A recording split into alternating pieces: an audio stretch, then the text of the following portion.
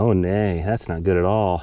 Hey folks, it's Ray at DCRaymaker.com here, and today I'm going to test out Hammerhead's new climber functionality without a route. Up until this point, their climber functionality, which is a piece that automatically categorizes all the climbs on your route and shows you the gradient, the distance remaining at the top of them. I got an entire video on it up in the corner up there somewhere.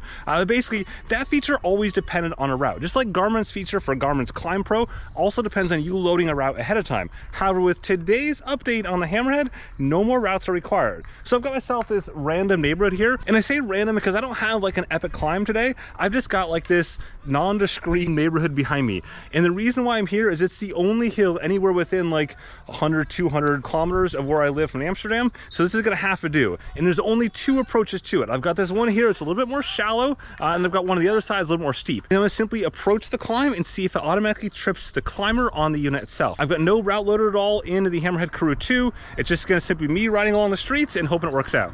Now the first challenge for this thing is, as you can see right there, this road's under construction. The first like 50 to 75 meters is under construction. I can kind of get through it doing some gravel riding, but I'm gonna try to take a side road here and go around it and see if it still trips the climb functionality, because I think that's what we want, right? The ability for us to just go any old road and have it trip. So with that, let's just simply get rolling.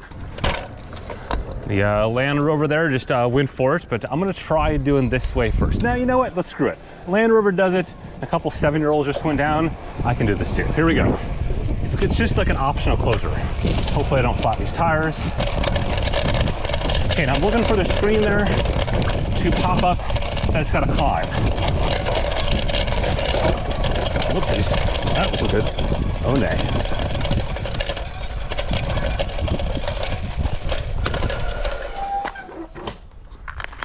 I shouldn't have done that. Look at this. Electrical cable. This is the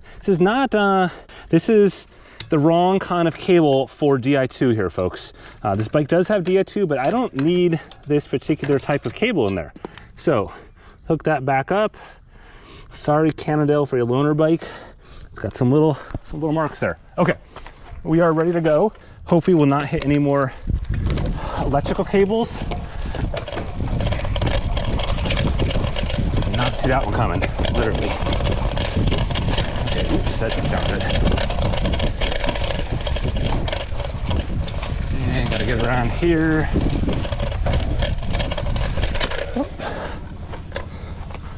Over this. Okay. Now this should be the start of the climb, as you can see right there. Boink, dunk, up we go. Not yet got a climb warning yet. Let's see if I can trip this here, see when this happens. So you can see, that's my previous climb from the other side. Here's some wonky stuff down there. I think that kind of messed up the approach to the climb, so we're gonna go back down and take the alternate road up instead.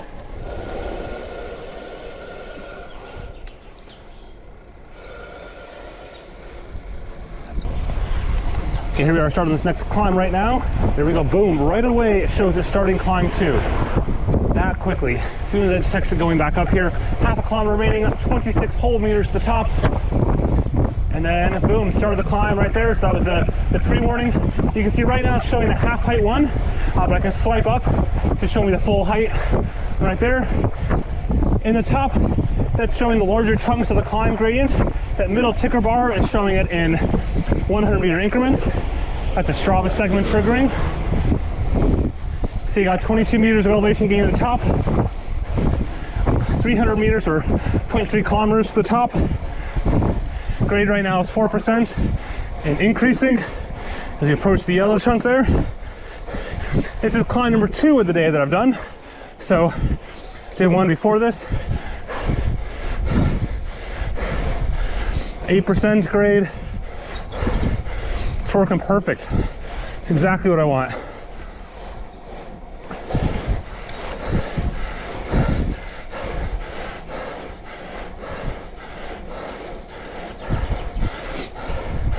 Okay, so 6 meters elevation gain to go, 1/10 of a kilometer, 100 meters to go, and it's gonna end up a little bit short. There we go. It says 1 meter climb. You can see here, I'm still climbing. Still 7% grade. Still going up. Got my climb completion window right there, but I've still got, what is in total, 150 meters or so more to the top of the climb. Enough back to the climb itself, or the top of the climb, sorry. So here we are, top of the climb, COVID test down there. Looks like they're negative, so it's all good. Now, pretty cool stuff. I would not hold it against Hammerhead that didn't detect that shallower, longer climb there. One, because it's right on the fringe of their acceptable limits. Two, it's a construction site in the middle of it. That's obviously impacting that tiny bit extra that it needs to quantify that or qualify that as a climb itself. But it easily detected this shorter but steeper climb, no problem. And that one too is just at the fringe of acceptability. It showed as 500 meters long.